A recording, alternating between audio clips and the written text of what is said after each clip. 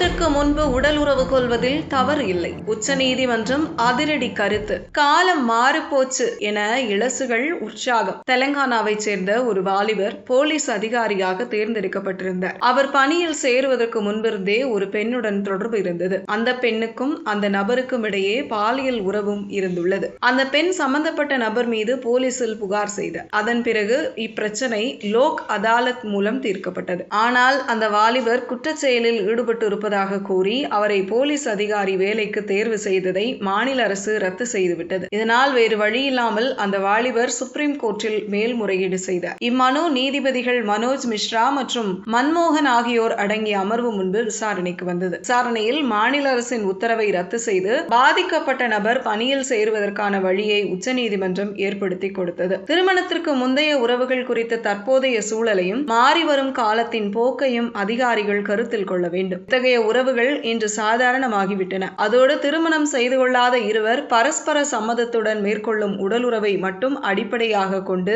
அதில் ஈடுபடும் நபரின் குணநலன் குறித்து எதிர்மறையான முடிவுக்கு வரக்கூடாது. அவ்வாறு வருவதும் முறையல்ல என உச்சநீதிமன்றம் தெரிவித்துள்ளது. திருமணமாகாத இருவர் தங்கள் விருப்பப்படி உறவு கொள்வதை தடை செய்யும் சட்டம் எதுவும் இல்லை. நீண்டகால உறவு முறையை பொறுத்தவரை திருமண வாக்குறுதி அளித்து உடல் ரீதியான உறவுக்கு தூண்டப்பட்டதாக கூறி ஒரு தரப்பினர் மற்றொருவர் மீது தொடர்ந்த குற்றவியல் நடவடிக்கைகளை நீதிமன்றம் பலமுறை ரத்து செய்துள்ளது. ஏனெனில் அத்தகைய உறவு செல்லுபடியாகும் ஒப்புதலின் அடிப்படையிலேயே அமைந்திருந்தது என்ற அனுமானம் அங்கு நிலவுகிறது என உச்சநீதிமன்றம் விரிவாக விளக்கம் அளித்துள்ளது.